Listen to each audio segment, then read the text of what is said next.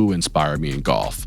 And my answer was Tiger Woods, Cameron Champ, and Steph Curry. Renegade was the first ever Black-owned golf ball company in the world. So making sure that we find new creative ways to engage in and be a part of that community and part of their experience beyond just price.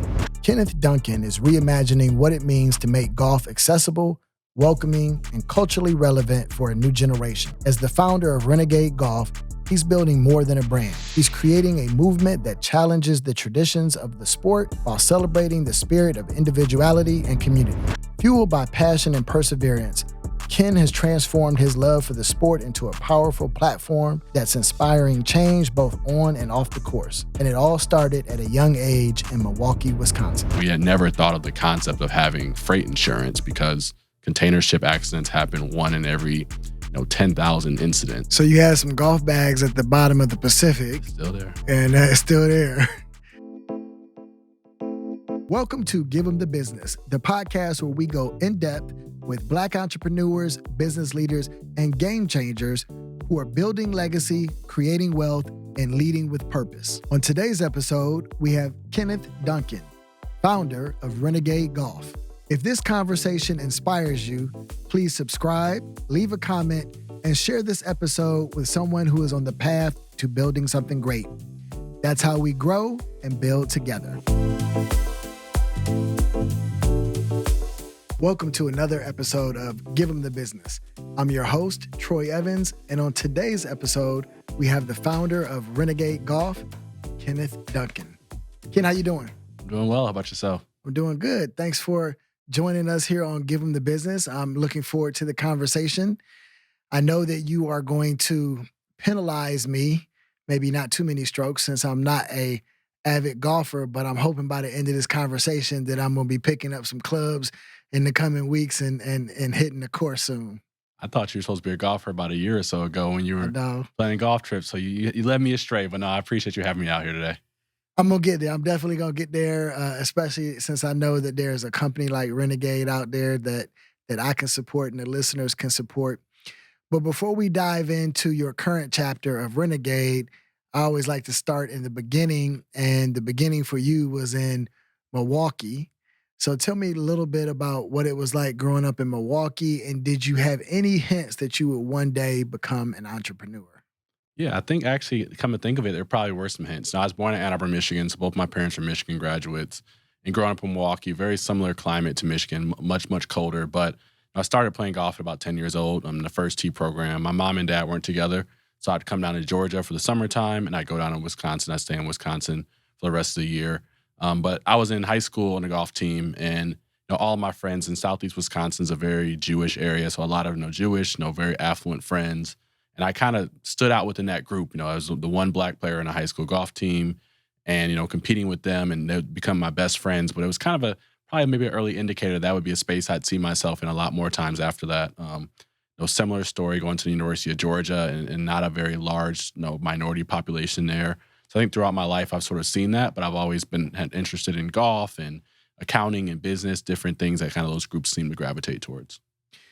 So, I'm a benevolent host, or otherwise I would end it early since your parents went to that school up north, because I am an Ohio State fan. But we're going to let it slide because we can't let these divisions keep us apart. We got to come together in community.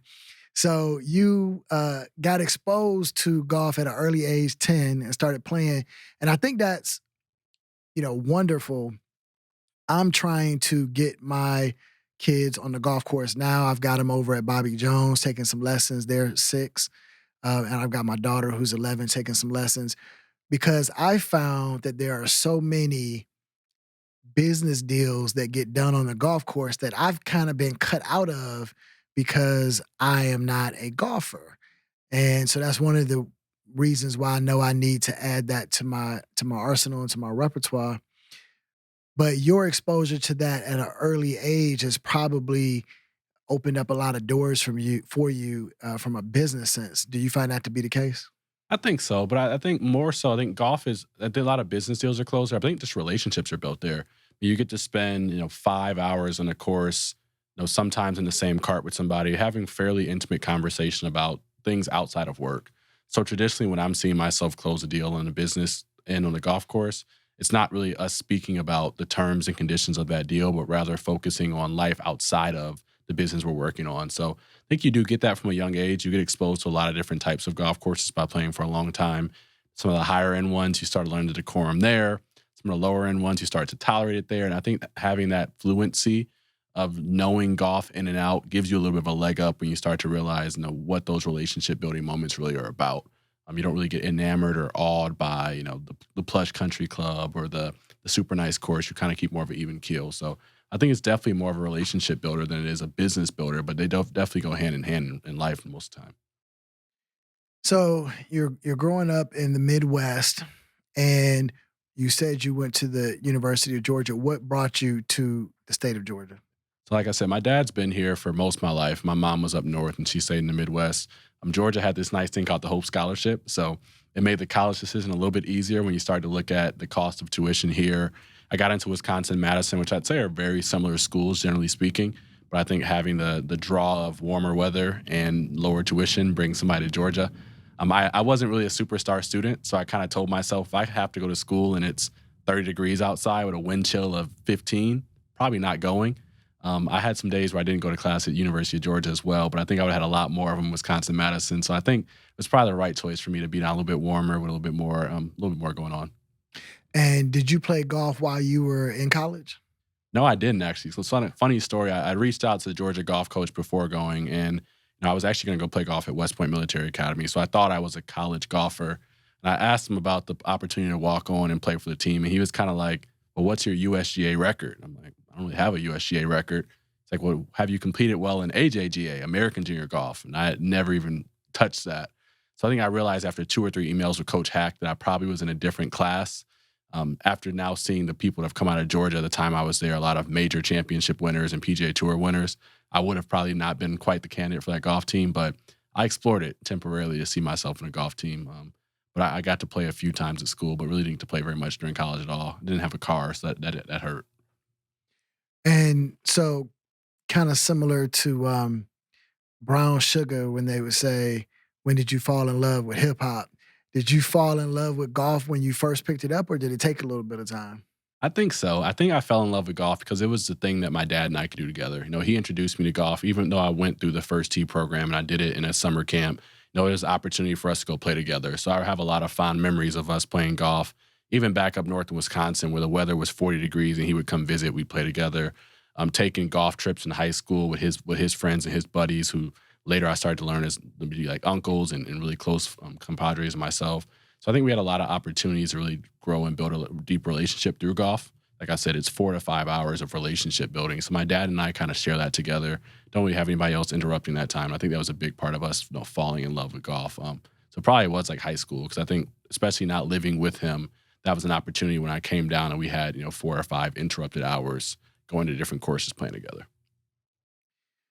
So you're at University of Georgia. You've missed a couple classes because of the weather. We've all been there. You add mine up, it might have been a semester or two, but but we got out on time. And so you finish at UGA and you enter corporate America. Tell me about your major in school, where you decided to go work, and what your corporate life was like. So I always knew I was going to be in business. My dad was in business. All my friends were in business. So I went to school to start in finance. Georgia converted me to an accounting major. They give the accounting majors all this Chick-fil-A and all these really cool like treats and stuff early on. So I transitioned to be an accounting major. Intern offers from Deloitte and Ernst& Young early in college. And I think coming into my senior year, I realized I wasn't very good at accounting. I didn't do well in the courses. I was behind. So I kind of quickly pivoted and said, what can I do where I can still be around numbers, be very client-facing, client-serving, but also have a little bit more earning potential than if I switched my major and did something else. So I pivoted into consulting, changed my major quickly. I don't even know what I graduated in. I think it was real estate. Got a real estate major so I can get out quickly. Went to a consulting firm to focus on finance. And that led me through the corporate ranks of finance consulting. Started the Hackett Group, which is a smaller firm, but then ended up at KPMG, which is a pretty well-known large firm, and then Accenture, which is the world's biggest consulting firm. So I kind of had a stair-step pattern where I transitioned from early finance consulting to very high-end, high-level finance consulting at a very strategic firm. And what did you learn while you were at those firms? Because, I've employed a few of those firms at various points in my career. And, they have their specialists, but you kind of also got to be well rounded in business when you're at those firms. What business lessons did you pick up that you were going to need to leverage when you decided to start Renegade? Well, the biggest one wasn't really one I learned there so much as one I got from my dad. He always told me, he was in corporate his entire life, that they're going to continue to pay you more and you're going to run into a point where you continue to make enough money where it's hard to leave. And every year it got more difficult to leave. You got a bonus, you got a pay increase. I was promoted, multiple times and ended up being a manager. So I think I realized over time he was right in that. It becomes a lot more difficult to see yourself exiting or going to a different type of role because the incentive structure of it is as you perform, you start to see that, the compensation come with it. So that was the biggest thing my dad always said. Probably the biggest thing that kept him from being an entrepreneur is keeping up with the fact that your salary doesn't really decrease in corporate, especially in a job like consulting where it's a up and out culture and you continue going on. So that was probably the biggest thing that I learned and realized in corporate. I think from a day-to-day job standpoint, I realized that a lot of people in that industry aren't that talented. I think there's a lot of smart people there, but it's not really always a talent thing. I think a lot of it is about the work, about the preparation, about the organization structure. At firms like that, you get a lot of smart people, but also a lot of people are just willing to put in the work and the time.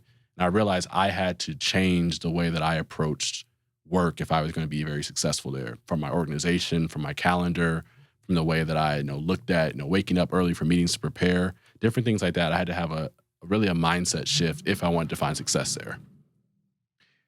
So, when did you have your aha moment that there was an opportunity to start a uh, golf business and really start to go out and try and compete in, a world and sport that is, got some big names in it and doing some big business?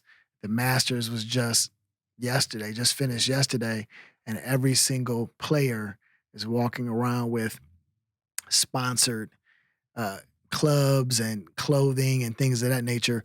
When was your aha moment that there was an opportunity for you to enter the space? So I don't know if we've had the aha moment yet because the space is so competitive that we're like, what are we? I think oftentimes I wonder, what am I doing in this golf space? Like, golf has been so happy to have the few incumbent brands for so long that being a new player in the space seems like I still ask myself, what am I doing here? But I think that we started the company about 2020, 2019 going into 2020, and it wasn't really ever designed to be a competitor in the golf space. It was meant to be a alternative for people to go ahead and find a cheaper golf bag solution. And this was when Alibaba and Amazon, wholesaling was a really big cool thing. So my partner and I thought we saw an opportunity in the market for us to go ahead and have cheaper golf bags versus the traditional golf bags that are on the market for $250 to $300. And it was intended to be a wholesale opportunity, one of many products in our portfolio. The first company was actually Peach Renaissance LLC, which was a holding company for all of our different businesses we thought we'd launch.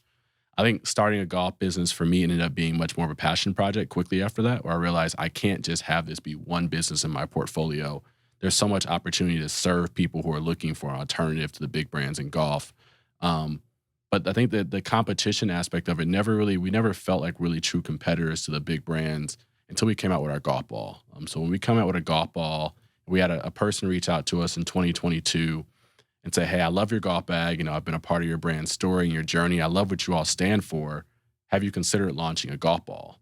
And at this point in time, we were researching it. We were looking, but we were in China. We were in all the wrong places to really build a premier product. When he introduced that concept to us, that was the first time we realized, like, if we're going to do this, we have to really be structured to compete. It can't be an undercutting exercise. It can't be a wholesale exercise. We have to bring out quality. We have to bring out performance. We have to bring out something that customers are actually looking for. So that was a thought of ours at the time, but I don't know if the aha has happened yet because every year we realize just how much of an uphill climb we have to go when we start looking at the size and scale of Titleist and Callaway and some of the big brands.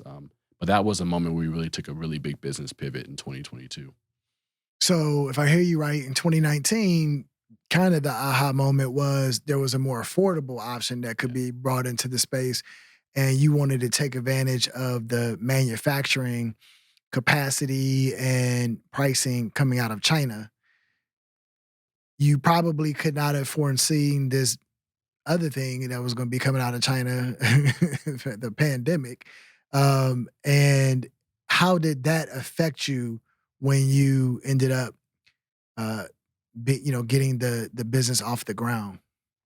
Yeah, there were so many things we didn't know when you start looking at importing from China, importing from anywhere. The first one was this concept of MOQs. Now, we knew we wanted some golf bags and to sell golf bags, but when you're ordering from a manufacturer, you don't just get to go get 10 or 20 or 30. The traditional MOQ can be in the hundreds or thousands, depending on the product. So, our first time, having to really source products from there, realized that the volumes that we were ordering was significantly higher than we ever intended to. So at that point, we're already probably double what we had ever intended to spend. At the same time, President Trump was enacting some tariffs against China, very similar to right now. And in doing so, the tariffs were significantly higher than we ever expected, or higher than what they were previous to us having the golf bags. So now, we were already double our costs. We had to add an extra 40 to 50% on top of our products for the additional tariffs that were coming in. And then third, you start looking at freight logistics and realizing how long it takes to ship goods on a boat from overseas, and finding that freight forwarder, finding the right licensing, bonding, all of those different things, insurance, added up to be, well more than 2 to 3 times the cost we ever expected to really get into, doing freight imports. And I think that's something a lot of people don't consider. They can think of the price of the good. They don't consider the shipping for the good, the storage for the good, the tariffs and the taxes that come along with it. And that was probably our first real major learning moment. We had another really large one where we actually had our second shipment ever fell off a container ship. And we had never thought of the concept of having freight insurance, because container ship accidents happen one in every 10,000 incidents. So you have a very low chance of having that happen. But when a tsunami hits Asia and you have $10,000 to $15,000 of goods you paid for in cash, you have some risk and liability there. So there's a lot of learning lessons to come out of the early stages of importing a good. Some of them political that you can't control, and some of them that we probably could have learned more from doing additional research prior. So you had some golf bags at the bottom of the Pacific, Still there. and it's still there. SpongeBob is taking up golf. If you're enjoying this conversation, please don't keep it a secret. Take a moment to subscribe and share this episode with your circle. That's how we support each other, and that's how we build wealth. And dude, that was your cash that you outlaid. Had you taken on any outside capital, or was it just you and your partner? To that point, we hadn't really leveraged outside capital. We had done a couple loans, looking at Shopify had loans back then, and different, kind of small lending platforms. But the golf bags was never meant to be a super, high inventory item. We intended to have just enough that we have, 4 to 5 months on hand maybe. And when we sold through those items, we could then replenish it. So there wasn't a high need for capital at that time. So your first couple of years, you're really getting your feet wet, learning the ropes, trying to see if you can make the pricing work with all of these changes happening in the marketplace with the golf bags. But then you get a call that really opens your eyes to maybe an opportunity in the golf ball space. So once you got that call, what steps did you take to determine whether or not you wanted to move forward with it? So, like I said, we were looking at golf balls in different places. So we knew that golf balls were of interest. But I think when you start looking at doing, real high performing manufacturing, there's a lot of things to start to weigh and consider. One, as you mentioned, capital is the cost. The cost to manufacture a super high performance and premium golf ball is significantly different than just having a rock with some urethane over it. So we had to weigh whether we were positioned or in a place to go ahead and absorb that type of cost for the product. Secondly, was understanding whether we were going to continue to have the research and development to put out a high level premium product. You kind of have two options when you're going to bring out a product. You want to bring something and white label it and call it a new brand, or do you want to really put in the time and effort to research, to develop, to test different options, to identify which type of product you want to bring to market? I think we made a strategic decision at that point. We wanted to be a premium brand. We didn't want to just be a brand like we were at the golf bags, where we entered the market and we gave you something that was cheaper. Our goal was to be more affordable and more accessible and more inclusive, but also making sure we were bringing a premium quality product to the marketplace. Especially, I think, being a Black-owned business, it's very difficult in a sport like golf to come in and try to be the cheapest. I think there's a lot of eye rolls on coming into the space and being a cheap brand. So we really wanted to stand on being a high quality, high performance brand, which led to us making sure that we had the best procurement possible, the best research and development, as well as making sure we had the money to go ahead and afford those pricing. And so, golfers, I'm assuming, have their loyalties to, especially in the golf ball space, to particular brands. Um, Based in reality or not, I'm not sure. How do you break those notions about what products or preconceived notions about what products that these golfers are going to want to get when they're in the pro shop? How do you, one, get the ball in front of them just from a marketing standpoint, but then two, convince them that they should give you a try? I think that's $1 million question. If I had the full answer to that one right now, we'd be in a lot different place. But I think some things we've tried is really being honest. I think that a lot of golf and specifically golf balls is marketing and people being marketed to and told that the new product and the latest and greatest is the thing that they have to have. And a lot of research shows that the technology hasn't come that far from the golf ball space. So I'm transparent about that, realizing that the gap between us and the best golf ball in the market based on reviews is relatively small, and it does come down to personal preference. So I think being honest and transparent about that does give people a little bit of a breath of fresh air. I think also we've shifted our distribution strategy a lot there, and then getting the ball in front of people. I talked to you earlier about having this golf tournament with 100 black men. We spent a lot of time, pushing our product at tournaments and being very visible and being very in front of people. But having a relatively small team, it's very hard to be everywhere at once. So if you want to get that national presence, we had to start to expand beyond just being physically based in Atlanta or having word of mouth spread. So right now we really focus on distribution and distribution channels. Now we're selling in 3 or 4 different countries now, working on our 4th coming up actually. We're also selling in distribution hubs in a lot of the biggest major cities across the country. I think that gives us a real opportunity to really expand and grow strategically versus having to be boots in the ground every place we want to have a big market share. So now we're selling at a lot of the local golf courses in Detroit, in Houston, in Memphis, in Charlotte. This gives us real hubs of influence where we can start to expand our marketing reach there versus trying to reach people at the table at the local golf tournament, which is where I spent a lot of time in the first couple of years as an owner. So just kind of spitballing here, a lot of people that I know, they prefer Titleist, right? And they say that's the golf ball that's going to give you the best performance or whatnot. And you're saying that the difference between the best ball in the market and your ball is probably negligible in terms of performance, right?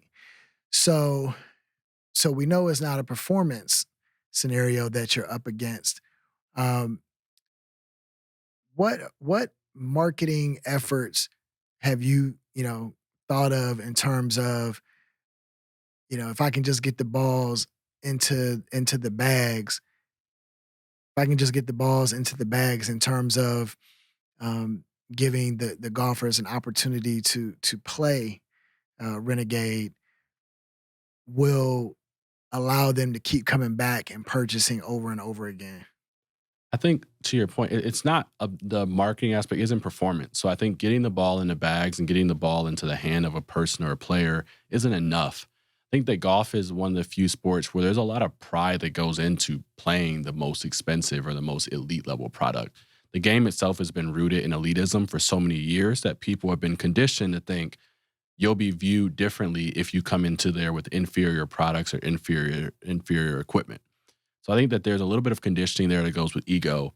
So I think as a company, our goal is to sell something that's bigger than ego. It's being the renegade, being the person that is on the front lines of a new innovative product that other people haven't seen or tried before that performs as good, if not better. And speaking to that ego, it's challenging because people tend to want to go spend money on Titleist or buy the most expensive ball, regardless of whether that one fits their game. But I think we introduced something different where we introduced, that Renegade product, but also we're a black-owned brand. We reinvest a lot of dollars into our community, into local minority golfers, and we have a very authentic and genuine message that resonates with a lot of people who have typically been ignored in the game of golf. And I think that gives us a little bit of a mover's advantage when you start looking at wanting to identify and attach yourself to a brand versus trying to be ego attached to a brand because of the price.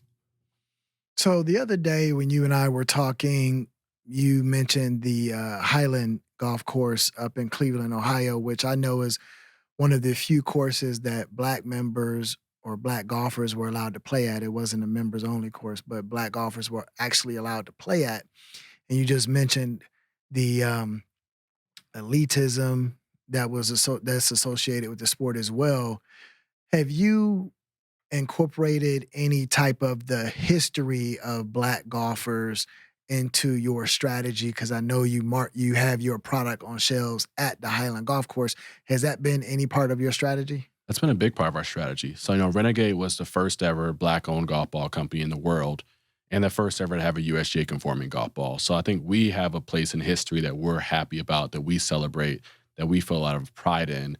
But we wouldn't be here today, well, A, without Tiger Woods, because Tiger was probably my biggest influence and role model in golf. But the people that influenced Tiger are the people who really are the pioneers and trailblazers for which Renegade was built off of. So, actually, one story I remember very vividly was, I was interviewing on the Golf Channel and having a conversation with their team about, who inspired me in golf. And my answer was Tiger Woods, Cameron Champ, and Steph Curry. And I remember leaving there feeling like, that's not an answer for a person that's had, decades of golfers before him that dealt with so much. The best I could muster up was Cameron Champ and Stephen Curry. Not because those aren't great individuals who have a lot of contributions to the golf game, but that I wasn't really in tune or close enough to research the people that come before me to understand just what legacy we were hoping to build upon. So after that, I took the time to read some golf literature and got familiar with people like Charlie Sifford. Charlie Sifford was the first black person to have his PGA Tour card. He broke through that barrier in 1961. And, I've been fortunate enough to build a relationship with Charlie Sifford Jr., who actually lives there in Cleveland, and they actually play at Highland Park Golf Course. So that's been the first name that I've been connected to, that I felt a real, connection to, and realizing what we're doing today builds on top of his legacy. But there's other people too. There's Lee Elder, who we have a golf course in DC, and he played at Langston Golf Course in DC, one of the few black courses that blacks could play back there. And there's a lot of people that come before us that had that experience you mentioned at Highland that could only play at certain golf courses. And we hope to have our products at every one of those courses to sort of commemorate the fact that they stood there long before that we were able to have a Renegade Golf. But now we're here today hoping to build upon what they did previously. And you were mentioning that you had the 100 Black Man event coming up, and it's good that they're supporting your effort as well. But you mentioned earlier that you had the issue with the golf bags at the bottom of the Pacific, and you mentioned as in regards to this 100 Black Men, something had went wrong with the order, and you needed to make sure that you took care of it, which is what a good uh, business is going to do. Tell me your approach to customer service as it relates to your products. I think the biggest approach to customer service is I mentioned that honesty before. I feel like the honesty is the biggest thing. But I think making sure that what you're providing them is the value that they're looking for. I think we know that we stand on our pricing being high quality pricing. So we try not to go and offer a bunch of discounts and a bunch of different things because we start to devalue our product and we start to put ourselves into that cheap category. We want to stand on the fact that we know our golf ball can stand up to and compare to Titleist and Callaway and all the best brands out there. So we're very conscious to not over devalue our products or give away too many discounts to where it feels like we're basically just succumbing to the fact that we're not a high quality brand, but also recognizing that people are taking a chance on us. So making sure we invest in them as well. A lot of times going back into their tournaments, giving something back to their charitable events that they're doing. I try myself to be physically present as much as I possibly can at different events where I can sort of represent what the brand is and be a face for that event. So making sure that we find new creative ways to engage in and be a part of that community and part of their experience beyond just price. I think a lot of people want to give the best deal. We strive to give the best experience and the highest quality. But customer service is difficult when you have a business that we don't have the same machine that a lot of large companies may have when it comes to inventory turns, having enough inventory to have a major rush or having a big fulfillment team if you have a huge day of sales. There's some building blocks you have to kind of get to where you can fulfill orders at a super high rate of speed and have the inventory turns going the way you want to. So I think we try to make sure that we're honest with the customers and that they understand that this is part of our journey. And a lot of them enjoy taking the journey with us, to be honest with you. What keeps you up at night in terms of where the business needs to go and what concerns you have? I think the biggest thing that keeps me up at night is the thing we mentioned before. I think when you start to look at the fact that a lot of people don't realize with products companies, there's the top line, there's your gross margin or your net sales, your gross margin. If you start getting below that line, there's a lot of other people and things that get paid until the owners and then the shareholders. We have a big team of investors as well that start getting paid. And there's a lot of money that has to be made before you can go ahead and make what you may make in finance consulting or accounting, et cetera.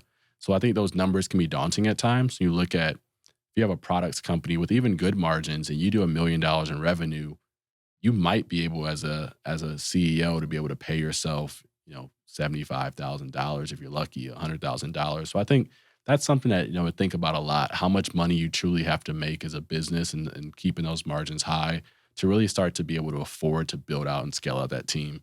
A lot of entrepreneurs try to build that team out too early and they want to bring people on and the margins just don't support it. And you have to make that decision on whether do I want to go ahead and work and support the business because I can make that money somewhere else, or will I prefer to be in a situation where I'm making the highest profit I can, the margins I can, but paying myself less. I think that's probably a decision I think about very often because I think it's one a lot of entrepreneurs face. When you have a products company specifically, those margins from the gross to the net, there's a big difference. And that difference is typically the window where you have to literally look at what you're going to pay your employees and yourself. So, what are your key KPIs in terms of the next few years that you want to see the company reach in terms of number of golf balls sold or that top line or bottom line or what have you? I think we really focus on percentage growth. We're growing over 100% per year. So I think that's one that we see. And a lot of that's driven by distribution points. We're fortunate enough to have a lot of golf courses that took maybe a chance on us early on, and we want to expand and grow on top of that. We're right now selling in over 50 golf courses in 15 states, but seeing that grow and you can start to see that move, exponentially. You can go from 50 to 150 to 300 and still not have scratched the surface on what it looks like from a distribution size at a golf course. And also these golf course order volumes are increasing. So I think when I look at percentage growth, it's not just how many courses we're at, but also what's the average order size annually or quarterly by a golf course. So for example, a lot of golf courses will take that first flyer with us and they'll go ahead and get, hey, just give us 10, 12 boxes. Let's see what happens. But the opportunity there is for us to eventually be taking orders of 120 to 200 boxes of multiple SKUs. So percentage growth is big for us, but also distribution points is another one that we really focus on to give us the opportunity there to grow. And because of our big retail focus, it's really just the driver to get into the places we see ourselves being the most efficient selling for the average golfer.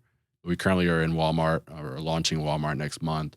We're in a lot of the largest golf retail stores. We're in PGA Tour Superstore. But we have an opportunity as we're talking to Dick's Sporting Goods or Golf Galaxy to be in stores like that. You have the opportunity to A, reach more people, and B, see a lot larger PO volumes, which then allows you to order more and keep that inventory turning on hand. So I think there's a nuanced plan and strategy, but a lot of it centers on distribution points and hubs and the percentage growth in all those orders across the different places we're currently selling today. Where do people most often buy their golf balls at? Is it at the golf course or is it at a Golf Galaxy, Walmart, et cetera, online, what have you? So it's interesting. I think people learn about their golf balls from the golf course. The most trusted person in the golf environment is typically a golf professional, a PGA professional at the golf course, and may give you the exposure to say, hey, I've never seen that Renegade golf ball before. What is that? Can you tell me more? I think more traditionally, though, people are buying their golf balls at your PGA Tour Superstores, your Carl's Golfland, your Golf Galaxy, mostly because their selection is going to include everything you may be looking for. Most of the large retail stores are going to have a small assortment of those most popular golf balls, but not every one you're looking for. So we sort of balance that, the fact that people are learning about us at the golf courses, but they're typically going to be buying us at the retail stores. And we want to serve both of those places in an equal fashion. But we see a lot of the potential growth coming from the retail stores, the Dick's Sporting Goods, the Golf Galaxy, et cetera. And I think that's what we've seen so far. But I think that that's shifting a lot because the type of golfer that exists today is not the golfer of yesterday. Our focus on our 3 M's for our company are millennials, moms, and minorities. And millennials are the largest group of golfers in the country now. They make up the largest amount of golfers across the entire country because there's more of them, so there's a bigger number. But we're also seeing a lot of moms, women who are playing golf, and looking at a lot of minority golfers as well coming into the game. They're buying a lot more of their products at your Walmarts, at your Targets, at your local stores when their basket size increases. So we want to be very intentional about reaching them through the marketing efforts and then also being where they are currently buying. So right now, you're mainly focused on the golf ball space. Are you looking at any other SKUs within the golf industry? I think we've offered different SKUs across time just to test them. No, we started with the golf bags. We still offer the golf bag, but just made differently. We had golf hats and we've had gloves and different products we've tested over time. I think it's important, especially when you're a brand that has a direct to consumer presence, to be able to have that additional incremental basket buy. A lot of entrepreneurs, when I talk to them, I give them advice to say, hey, this is your core product, but what else can somebody throw in the cart for extra 10, 15, $20 that can increase your average order value without significantly increasing your shipping costs or anything that you're doing from an effort standpoint. So we're intentional about doing that. I wouldn't say we move a ton of hats to feel like we're a hats company at any point in time, but I do think it's important for us to have a variety of products so that people can also help represent our brand. There's a lot of people that want to be raving fans and marketers of our brand and product, but I do think that I call ourselves a golf ball company. We are proudly one of the fastest growing golf ball companies in the space. We've been in a position where we've ascended to now being in all the largest retailers in the golf space and across the country and in multiple countries. I think that leaning in the golf balls, at least short term, gives us an opportunity to end up closer to Titleist versus a different company that has a big assortment. And you mentioned earlier that in 2020, when the tariffs hit, that was something that you had to deal with from a manufacturing cost perspective. And tariffs have just come back on in a big way. Are you finding that that is impacting you now, and are you going to have to make any pivots? Yeah, I've talked to a lot of my friends who are in business, and a lot of them have the similar concerns. I mean, tariffs for small businesses tend to be very impactful because they're kind of they're unexpected expenses that we typically don't have a budget or allocation for. So luckily for us, the impact is more minimal maybe than I would have initially thought because we shipped in a lot of our goods prior to now. We're hoping that we have enough inventory to kind of withstand any of the tariff talks and the escalations that may exist currently. But we just had an import come in recently, and they said well, you're subject to these tariffs if you shipped it after 4/9, but before then you're okay. But I think it goes to the power of being diversified in your distribution points and where you're getting your goods made and manufactured. Most of our goods come out of Taiwan, which is a trade-free zone. That's a great place to be when you're making goods, and you need to make sure that you're keeping your costs lower after the fact. Importing from China or some other countries has some consequences that may come with taxes or tariffs. But when things are good, it's a lot cheaper. So I think having a right balance of different manufacturers, we've learned supplier diversity through some of our lessons actually. The end of 2023, we had one of our largest manufacturers have a plant fire that unfortunately took out all their operations. And actually, they're just now getting back on board in 2025. A lot of businesses without having that supplier diversity and those diversity opportunities would probably find themselves out of business at one point because you don't have the inventory coming in anymore. But luckily, we were in a position where we could diversify our supplier and have a base that was big enough to then have different products and SKUs coming from different places. So we're prepared for it. We're positioned for it. We may have to move goods from China to Taiwan if we start to see more of these tariffs increasing. But luckily, some of those lessons learned early have paid dividends today. See, that's a critical thing that you just mentioned because when you start off your business, whatever it is, you anticipate a best case scenario, a likely case scenario, a worst case scenario. In many of those projection planning sessions, the worst case scenario is not the shipment got dumped to the bottom of the Pacific, or the worst case is not our manufacturing plant caught on fire. And so that's a good thing that you have learned some of those lessons early on in the process and started to build it into your uh, path going forward because a lot of entrepreneurs just do not have the imagination to think about what the true worst case scenario can be, and how can they withstand the pressures that come from that over the long term. So kind of having some of those you know incidents happen early in your entrepreneurial journey probably is saving you a lot of money and paying dividends now.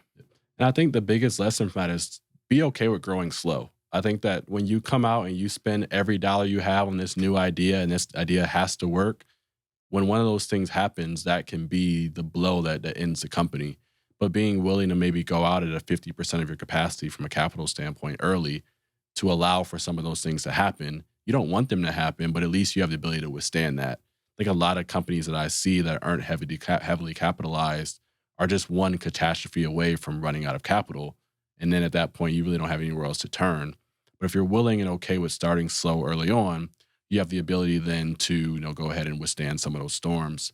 I think sometimes shows like Shark Tank and we start looking at venture capital, you hear the stories of people going from 0 to 5 million in a year or 2 years or 3 years in tech companies. I think that lends us into thinking we have to grow extremely fast and hit high revenue numbers. But the amount of risk that goes into that can be large at times. Where you put up $1 million in that first year, and if you take a huge loss of negative 600,000, there is no business the next year. So no, we grew slow unintentionally because we were capitalizing ourselves initially. But I think that was a huge lesson for us that we were okay with growing slower because now the money saving, now that we're 20 times larger now, is significant. The cash savings on having freight insurance, the cash savings on understanding to ship things ocean versus air freight. A lot of those challenges that we ran into were huge at the time, but fairly insignificant compared to where we are right now from a revenue perspective and from a growth perspective.